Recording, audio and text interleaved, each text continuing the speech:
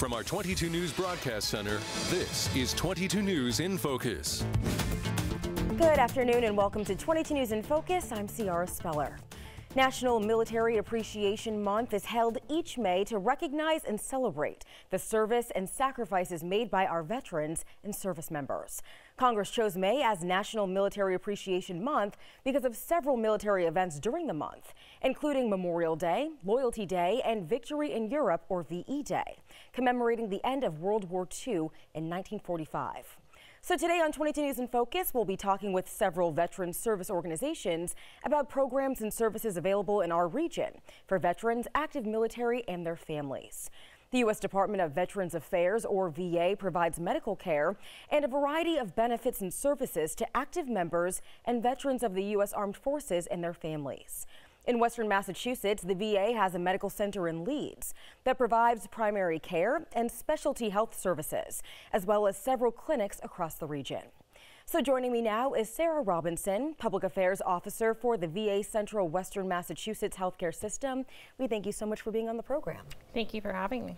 So many people may not know, but the VA is actually made up of 3 administrations: the Veterans Health Administration, Veterans Benefits Administration, and the National Cemetery Administration. So let's start with health services at the medical center. Tell us about that. All right, so VA Central Western Mass is where we are located. Our main facility is in Leeds, which will actually be celebrating its centennial. So it will be the 100-year anniversary on May 11th at the Leeds campus, 421 North Main Street. So that is very exciting. We are looking forward to that. So on the main campus, we offer a variety of services, including primary care, some specialty care services, including audiology, optometry, mental health, and we also have some residential treatment services as well as a PTSD unit. Yeah, and it's a full-service hospital, so, you know, surgery and rehabilitative care as well. So we have rehabilitative care, but we do not offer surgery or emergency medicine. Okay. Yes. And, you know, what about long-term care that's provided at the Veterans Home in Holyoke? So the Veterans Home in Holyoke is a state-run facility. We are federal, so we do provide long-term care at our community living center. So it is a nursing home in nature. Yeah, and tell us about the medical treatments available. So, as I mentioned, we do have some residential treatment programs. We have our RTP and our Community Living Center, which we fondly refer to as CLC, as well as our acute mental health ward and our PTSD unit. Yeah, so this is something that I feel like has really taken center stage. You know, for years, veterans didn't want to talk about traumatic experiences in wartime. Many suffered with mental health issues because of that, and substance abuse disorders as well as a way to cope. So what mental health and substance abuse care do you offer? So we offer inpatient and outpatient. At all of our clinics, we offer a mental health care. So that includes our main facility in Leeds, where we have inpatient and outpatient care, Springfield, Fitchburg, Greenfield, Pittsfield, and in Worcester. Yeah, and homelessness is also a really big issue across the country, and even seeing it right here, you know, in Western Massachusetts. So is the VA seeing an increase or decrease in homelessness among veterans in our area? So we've seen a decrease of homelessness of veterans in our area. We also have a dedicated team that tracks many of our homeless veterans and supplies them with anything that they need, including housing vouchers and temporary housing, so they can transition into permanent housing. Yeah, and as a whole, housing is you know, a really big issue here in Massachusetts. So what are some of the housing support programs offered? So we have social workers. We have a large team of social workers that are dedicated to work with the veterans to make sure that they gain permanent housing. And are there specific programs for women? So there are specific programs for women in terms of healthcare. So the residential programs that I spoke of earlier, they do provide women dorms, as well as in our Worcester and Leeds clinics, they have a special wing dedicated to women's healthcare services. Yeah, and I want to talk now about benefits for veterans. You know, that can include financial assistance, education, training, job placement, and other services. So how would a veteran or a family member find out if they're eligible to apply for those services? Yeah, so we do, so there's the Veterans Benefits Association, which are dedicated specifically to benefits. We work with our various VSOs to aid them with applying for those benefits as well. And then we have our eligibility enrollment services so they can apply for VA healthcare. And how about what services are offered through the clinics? So the services that are offered through the clinics are primary care, mental health, we have pharmacy, radiology, laboratory, and specialty care services. And so to get to these services, you know, is there any transportation services that are offered? Yeah, actually we have a veteran transportation service. We have a coordinator, and they can, anytime that they need rides to their appointments, they can go ahead and give us a call. Our main line is 584-4040, and it's extension 6711 or 6710. And is it just for appointments, or are there other instances where a veteran might be eligible to get a ride somewhere? So those are mainly for appointments. We also do work with DAB, which is another transportation service. And let's talk a little bit about burial benefits. You know, what does that include specifically? So burial benefits is usually through the National Cemetery, but we do have a department in our patient and customer care suite, and then they work with providing final stage of life care through the Descendant Affairs. Yeah, and how about for the families as well? Are there resources to help the families kind of go through this process? So we do our best, you know, to support the families as they go through the process, yes. And does the VA have any partnerships with any organizations in our region? We certainly do. So we have partnerships, like I said, with our veteran service organizations, as well as the Vet Center, who is actually under the larger umbrella of the VA, and other various services. And if a veteran or family member has any questions, you know, about the overall process and what you guys offer, what's the best way for them to find that information out? The best way to find out that information would definitely be to contact the customer care suite and talk to our eligibility enrollment specialist. They are usually able to help navigate. We have patient advocates there as well. So the best number to reach them is 413-582-3106. Yeah, and so for some of our viewers that might just be joining us right now, you know, talk a little bit about, you know, what's being offered here for our veterans in Western Massachusetts, where you're located as well. Yep, so again, we are located in Hampshire, Franklin, Berkshire, and Hampden County. So that is Leeds, Greenfield, Pittsfield, Fitchburg, and Worcester. And so the best way to contact us is you can you know, contact our main line, which is 413-584-4040. And, you know, request to speak to one of our enrollment specialists to be enrolled in VA healthcare. Unless you have a provider already, you can go ahead and contact your PAC team provider. Yeah, and you know, why would you say, you know, it's important for our veterans to know about these resources and to utilize them? It's really important because, you know, the services are here for them, and it's best for them to utilize them to get well-rounded services, especially for healthcare and mental health care. Okay, Sarah, thank you so much for your insight. I really appreciate it. Thank you.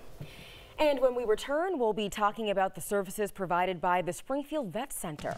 You're watching 22 News in Focus.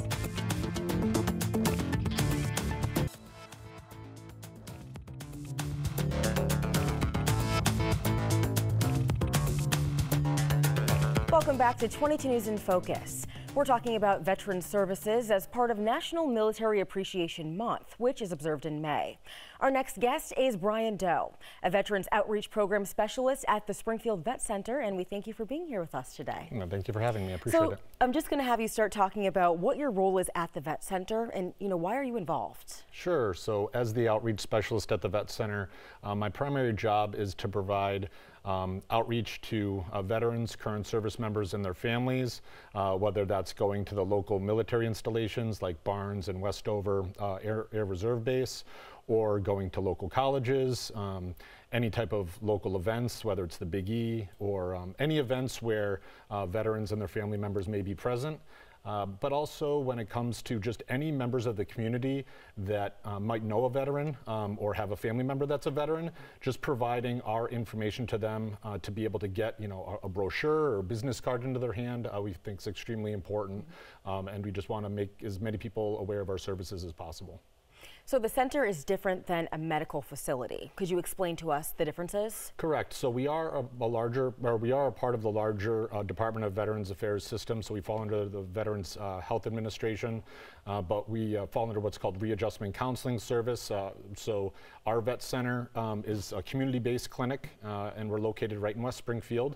But there's actually 7 vet centers across Massachusetts, and then over 300 across the country. And we also have what are called mobile vet centers as well, which are our mobile units that respond to rural communities and do outreach and also counseling out of those mobile vet centers as well. And so those mobile vet centers, as well as our community-based clinics, are separate from the VA medical centers, and also we have separate eligibility as well for our services. Yeah, could you talk about that eligibility for these services and programs? Sure. So our eligibility is pretty vast. If anybody does have any questions, when it comes, we have a local web page. It's vetcenter.va.gov /Springfield-vet-center.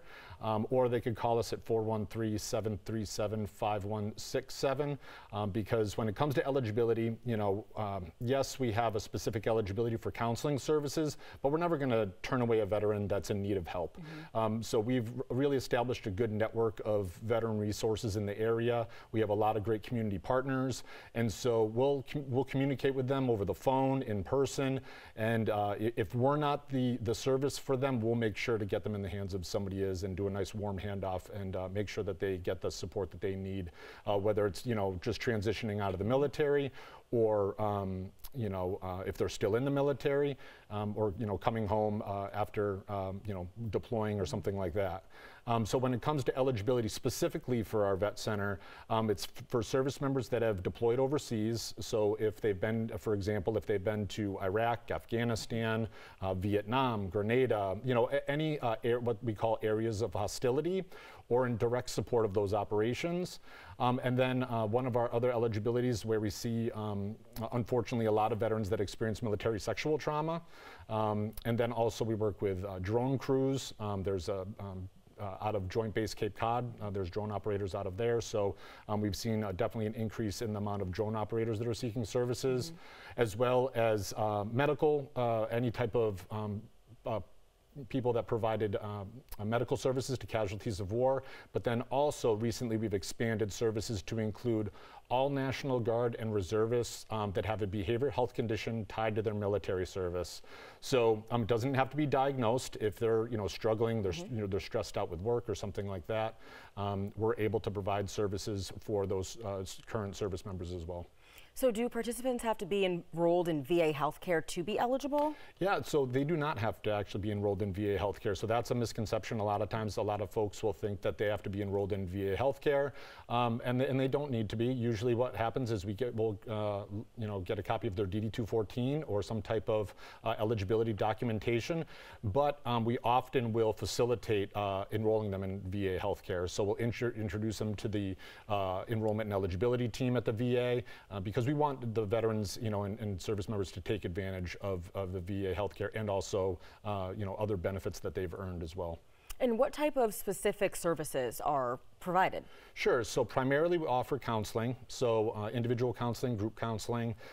We have 7 licensed clinicians at our vet center. So everything from social workers. We have marriage and family therapists. We work with family members as well. We have licensed. We have licensed clinical social workers, LMHCs, so licensed mental health counselors, as well as clinical psychologists as well. And so when we talk about individual counseling, it could range from everything from like holistic, kind of more mindfulness-based counseling, which is like grounding work and kind of more, you know, things that are just like where we do calming, relaxing, things like that. But then we also have more evidence-based treatments as well. So we have, like some more heavy-duty treatments where it's like 10 to 12 sessions of really kind of intense trauma-based work that we do. And then everything in between. And then when it comes to the group counseling, we have a lot of group services as well.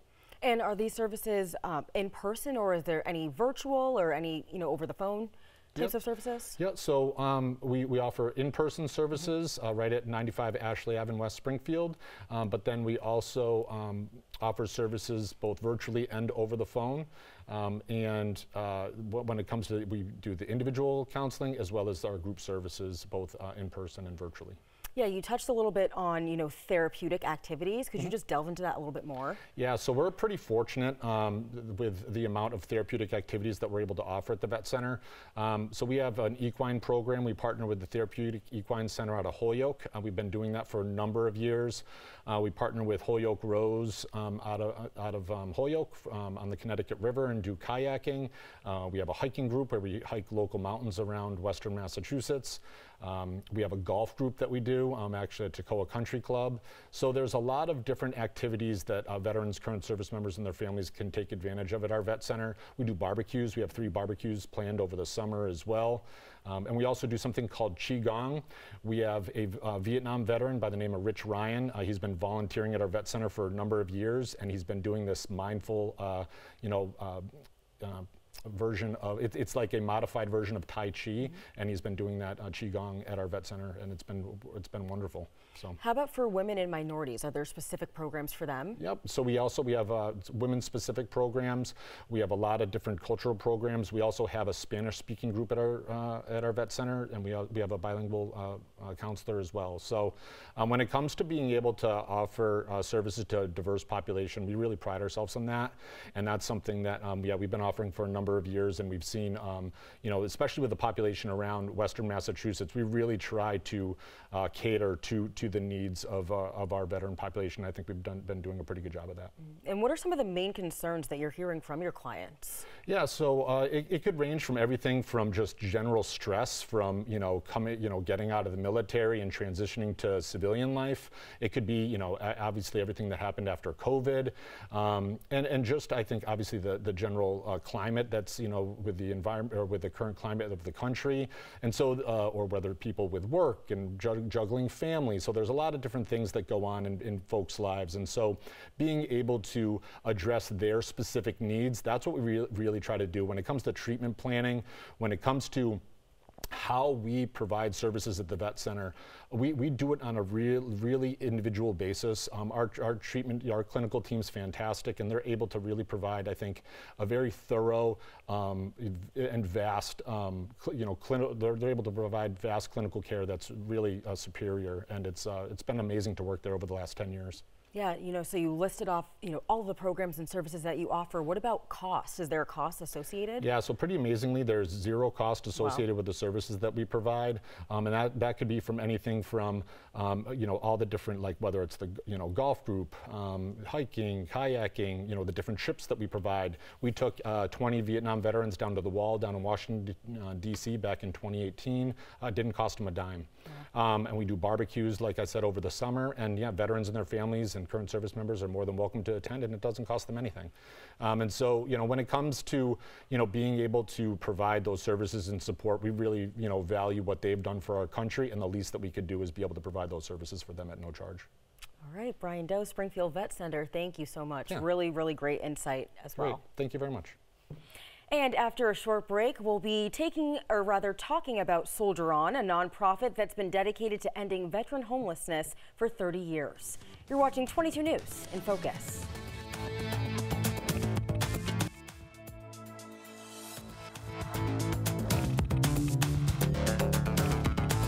We're back now with 22 News in Focus, and we're talking about veteran services as part of National Military Appreciation Month, which is observed in May. Soldier On has been providing housing and other services to homeless veterans since 1994. Joining me now to discuss what Soldier On does and how it's changed in 30 years is Bruce Buckley, CEO for Soldier On. Thanks for joining us, Bruce. Thank you.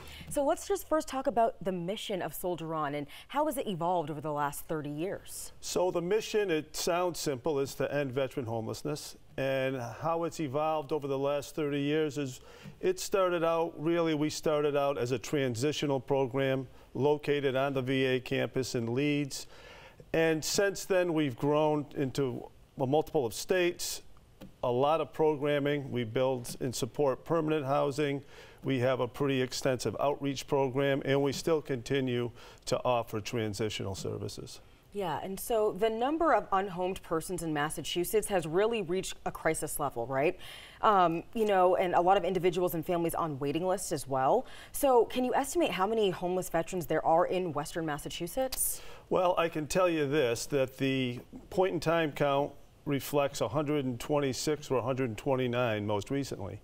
I think everywhere we go, we would multiply the point-in-time count by 3 or 4 because there's really more homelessness out there than you see on the streets or that it's easy to count. So if I had to pick a number, you know, I'd say it's a couple hundred that are literally homeless. We have a lot of them living in our properties as of tonight. So, you know, we're pretty in touch with the individuals. The totals moves around on us. Yeah, and so, you know, out and about every day, come across homeless veterans and, you know, hear a little bit about their stories sometimes, and you just wonder, you know, how could this happen? So tell us, how do our veterans find themselves unhoused?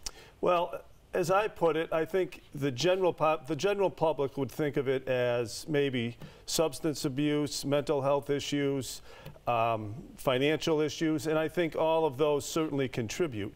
But the real piece of homelessness that I don't think we all recognize is that it's a loss of a support system.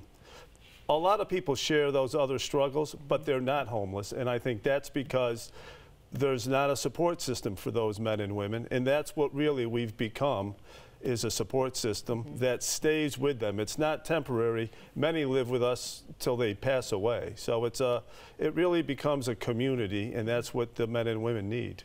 Yeah, and what are the housing options through Soldier On, and where are they located? So in Western Mass, because we have several around, but in Western Mass we have transitional beds.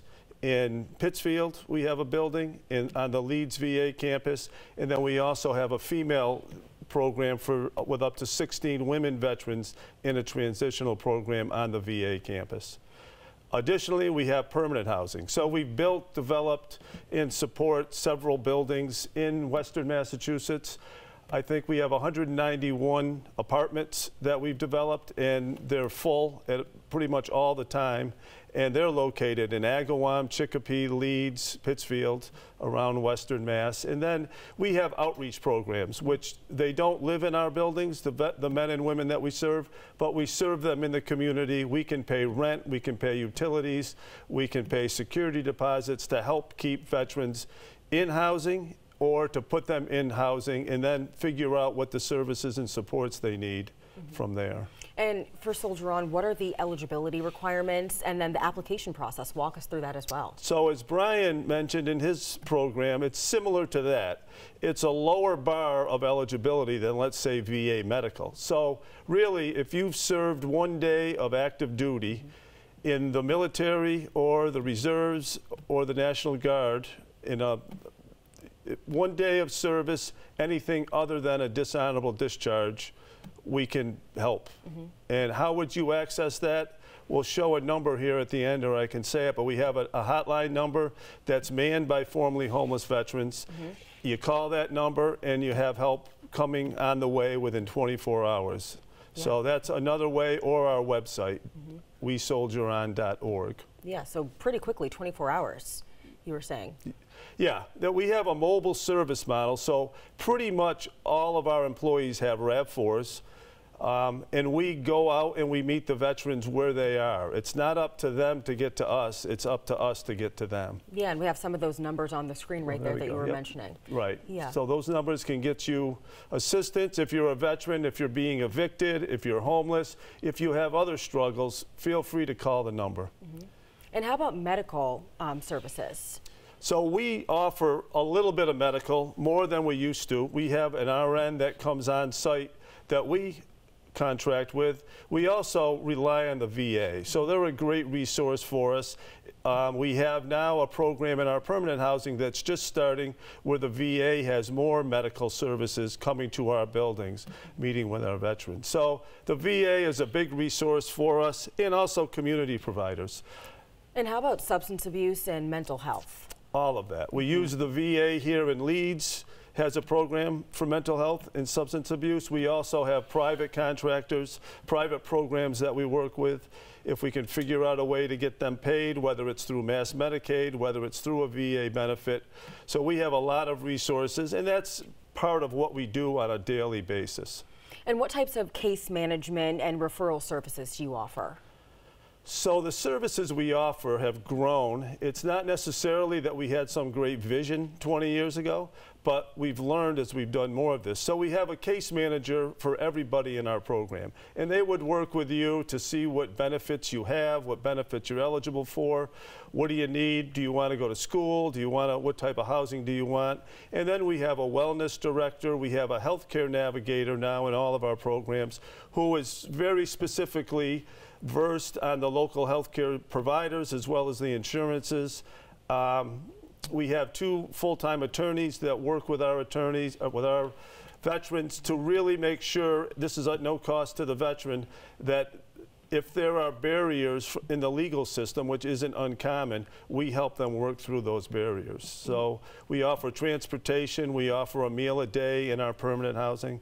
So there's a lot of supports that we've added over the years. Yeah, and how about programs and services for women specifically?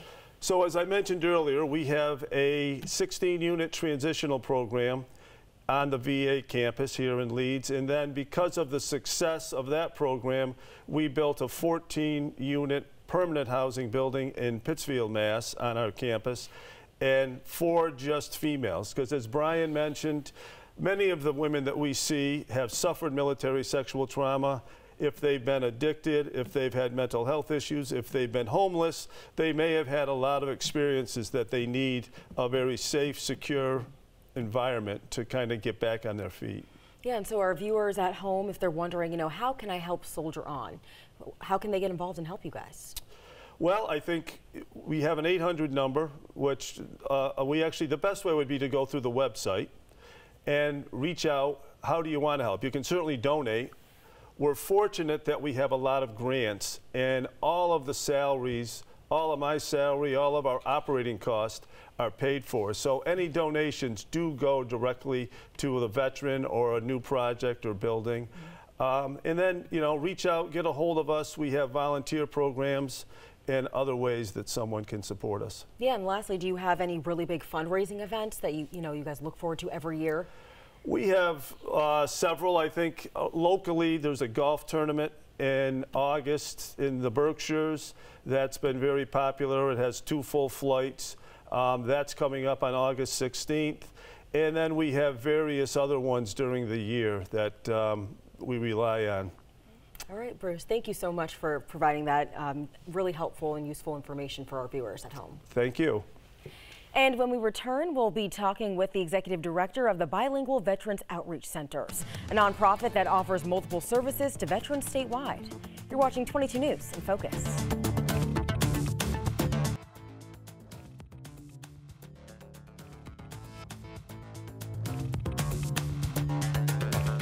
Welcome back to 22 News in Focus. Our topic today is on veteran services as part of National Military Appreciation Month. Joining me now is Gumercindo Gomez, Executive Director of the Bilingual Veterans Outreach Centers for Massachusetts. Thanks so much for joining us today. Well, thank you for having me. So tell us about your program, your services, when you were founded. The Outreach Center came about in August 17th, 1986. That's after my retirement from military services. I went to volunteer my services at the Vet Center, and when Hispanics knew that a Hispanic was at the Vet Center, they came in looking for services. But of course, I was not there as a counselor. I was making the coffee and getting the donuts ready for them. And I thought the need that there was for our Hispanic veterans to get services in their own language and cultural. That's when I created the Puerto Rican Veterans Association, when it opened the doors in August '86. Been now 37 years. Wow. Really amazing to hear you talk about, the foundation and everything that's happened since then. So, is it just for veterans, or do you also offer programs for family members as well? Well, this is the great thing about the outreach center. The outreach center is the only outreach center from EOVS in Boston here in Western Massachusetts. We also have a center in Pittsfield, and we work with the whole structure, the whole family, widows, and anybody or any dependent that is part of that veteran. Our biggest and strongest service is claims. We work hand in hand with Vietnam Veterans of America, which I am the president for Vietnam Veterans of America in the state, and we have 17 national service officers throughout the state, and we do specialize in claims. Right now, since July last year, we have brought into the state $22,700,000, and we still got until June to bring a few more millions. Yeah. And this is where we specialize on. But we take care of anything and everything that that veteran needs, because we network with this other individuals that have been here talking about their programs. We network with them, and we work closely together to ensure that if I cannot provide a service, they can provide it. I will send those veterans to them. So in addition to claims, what are some of the other services that you offer? Well, we specialize in housing also. We have a 20 apartment building that is called the Sergeant Gomez Veterans Campus, and this was put together and opened the doors in 2016, and here we house 20 needed veterans, to include females and widows. We also specialize in transitional home. We have a transitional home at 52 Maple Court in Springfield, where we house homeless veterans for a 2-year period. And here we assist them to get back on their feet with drug, alcohol situations, jobs, whatever their need might be, so they can get back on their feet. If when they graduate from this program and we have housing available permanent, then we move them into those places, or we contact Soldier Son, which we work very close with them, and they house them for us. Yeah, so touching on the VA claims as well again, so your agency has nationally accredited service officers that are provided by the VA. So tell us, what is their job? The service officer, the national service officer, this individual is totally qualified with the VA. He's got all credentials that he needs to go into that VA system, computers, and take a look at the records of the veteran that he's working with. Here he can see if there's paperwork that's being processed or it's not being processed, or there's paperwork that they send and it did not make it to the VA. So we ensure that that claim stays on top. And we keep the individual focused in his claim, because he can come to our outreach center and be able to talk to his service officer right there and then, and be able to view his records within the VA. Yeah, and what type of benefits are veterans and their families eligible to claim? Well, the biggest thing here is when a veteran, an individual soldier or sailor, airman, whatever, has gone through service and came back with a disability. Something that happened to him, her, while they were on duty, then we take and gather all that information and every proof that we can get, especially doctors' statements, and we submit those for their claims, so we can ensure that they got a solid claim that they're going to get service.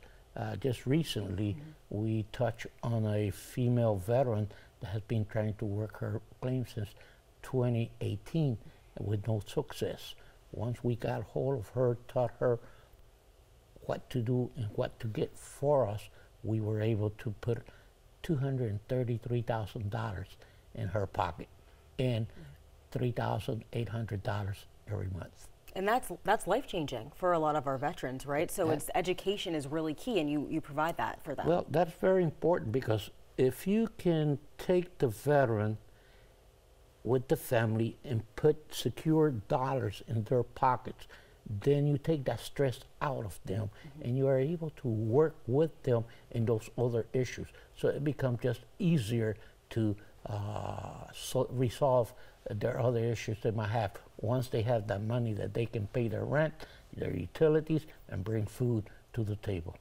Yeah, and so with some of our other guests today on the show, we've talked about our unhoused veterans as well. So what about you know, your services? Do you offer services for our unhoused veterans? Unhoused veterans, of course. Like I was telling you, we have this transitional home, and we have this 20 apartment building. And if we ain't got room, then we be touching soldiers' arm, that we work very close with them, and they're able to help these veterans. Yeah, and again, talk about eligibility for our guests that might just be joining us right now and they're just tuning in. Well, the eligibility to receive this type of services is that you have been and you have served in military, and your discharge qualifies you for benefits. Of course, a dishonorable discharge will not do it. General discharge will help, and honorable discharge, of course. And many occasions you must have served 90 plus 1 day in service to be able to get many of these benefits. That qualifies you as a veteran. And how about fundraising opportunities, campaigns coming up? Well, we get most of our funding from the state, and our budget right now is about $4 million. And we just do one fundraiser a year, that is our banquet, because as we work with these veterans and secure their dollars, they find it in their heart to make donations to the organization. Not large donations, but whatever they can, and we use this money to get back to them in services. All right, and I think we have a full screen up here with some information, some hours, and you know, let's talk a little bit about that. Well, we open up our doors at 8:30, close at 4:30. We do not go to lunch, and we're open 5 days a week. And of course, we're on call. If an individual needs help, our telephone number is 413-731-0194, and we're located at 281 Franklin Street in Springfield. All right, Gumercindo, always a pleasure to speak with you. Thank you for being on the program today. Amen. Thank you. Massachusetts requires every city and town to have a Veteran Services agent. We'll find out what they do after a short break. You're watching 22 News in Focus.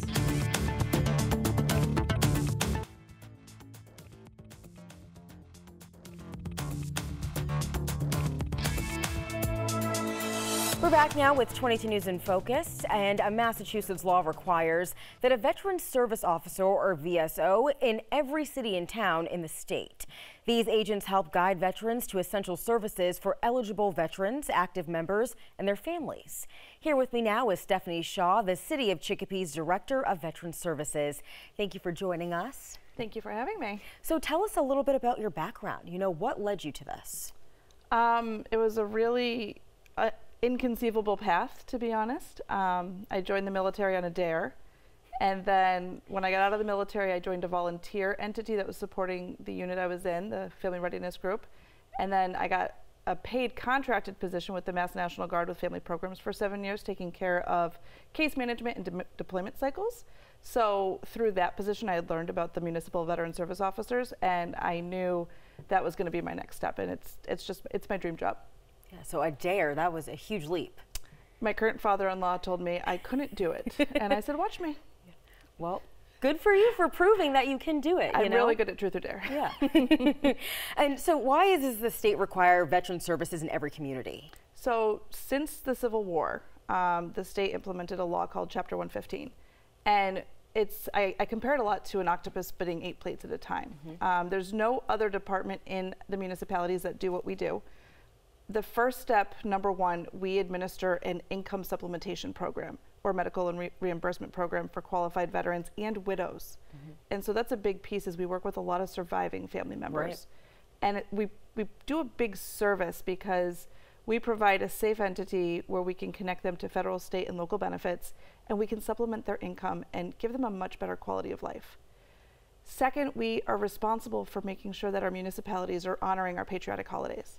And that's a huge task load because there's so many. We're about to enter Military Appreciation Month. We just are leaving Month of the Military Child, Memorial Day, Purple Heart Day, D-Day, Pearl Harbor Day, Veterans Day, Vietnam Veterans Day. So there's always something going on, and the U.S. and really the Commonwealth are just so great about being patriotic. And then there's a slew of additional benefits regarding veterans' graves in our municipalities and access to federal benefits. So no 2 days are the same. It's always very exciting work. It's very rewarding work. Yeah, and what are the primary roles of a VSO? So our primary role is to screen people for their eligibility for any of those tiers of benefits, whether it's federal, state, or local. And it's all based on two things: your service and your finances. And so we have these conversations, and we are also versed in non-veteran specific benefits, whether it's the state's Medicare supplement program that just of age and income qualifies you, or if it's food stamps or fuel assistance. And so it's a holistic, whole picture conversation that we have with these clients to make sure that they're taken care of in our Commonwealth. Yeah, and so while there are many benefits available to veterans and their families, they may not be eligible for all those benefits, right? So, would you explain the different types of services that veterans and active military members are entitled to and the qualifications? Absolutely. There's a lot of misconceptions about what the definition of veteran is. The Department of Veterans Affairs has a different definition than the state of Massachusetts.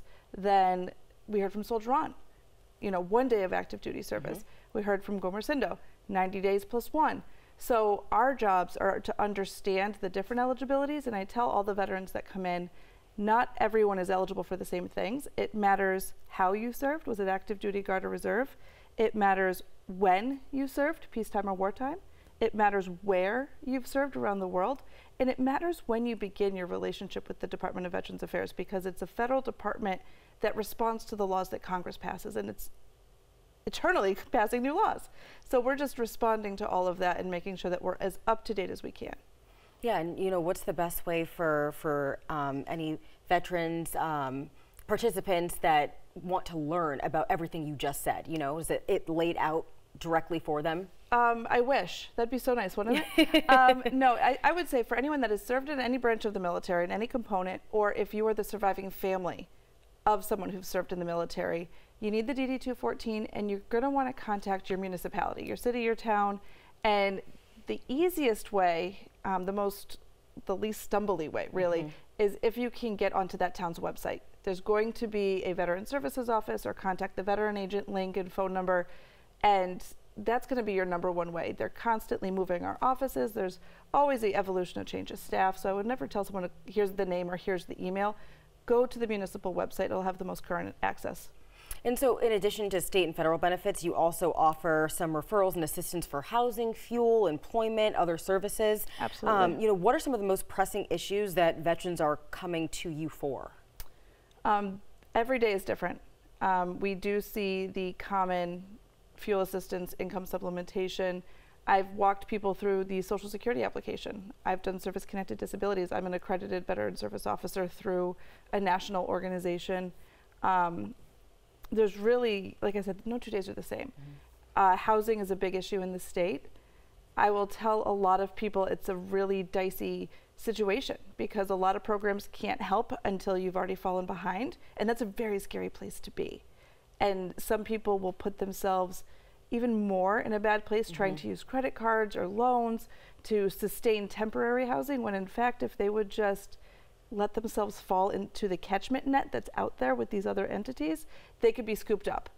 And so it's not a comfortable place to be regarding housing. If it's fuel assistance, if it's food insecurity, call us. We can get you to the right entity. There's more than one. And there's some that are civilian based, there's some that are veteran based, there are some that are just goodwill meaning. So there's a lot out there. People just have to ask. And I think veterans in general are very proud And so we respect their pride and we respect their privacy. I'm grateful in Chicopee, my office is not in City Hall, so there's no big red flag why you're coming here all the time. We have a separate property and it's very discreet, and we just honor their service. We honor their loved one's service if it's a widow. And I had 2 new staff start who had never heard of my office till January when they applied.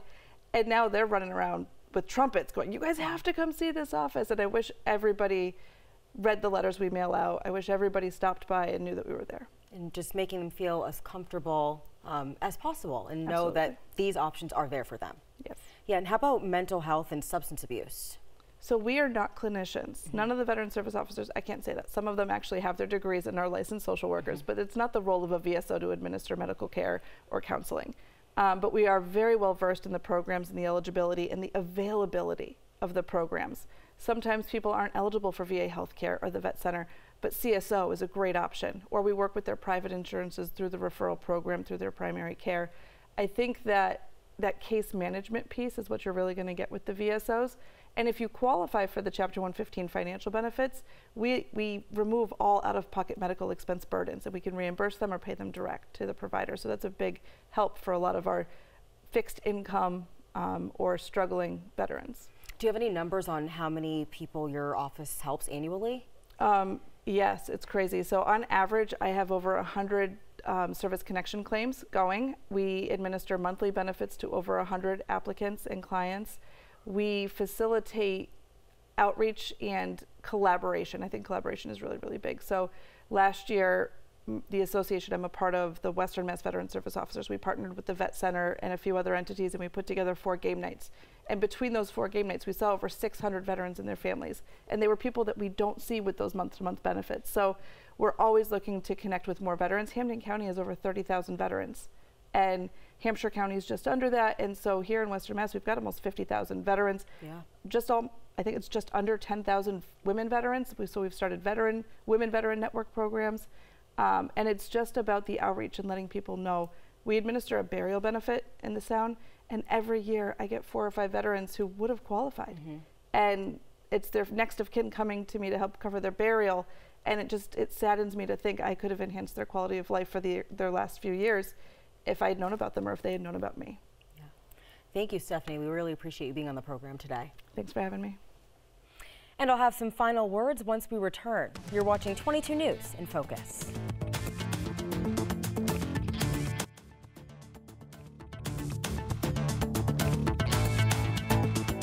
Today we've been discussing the many resources available to veterans, active military, and their families as part of National Military Appreciation Month. I want to thank all of our guests for their service and for providing this important information on our show. And thank you to our viewers for watching. If you've missed any of the program or want more information about the organizations on today's program, just head to our website, wwlp.com. From all of us here at 22 News, enjoy the rest of your Sunday.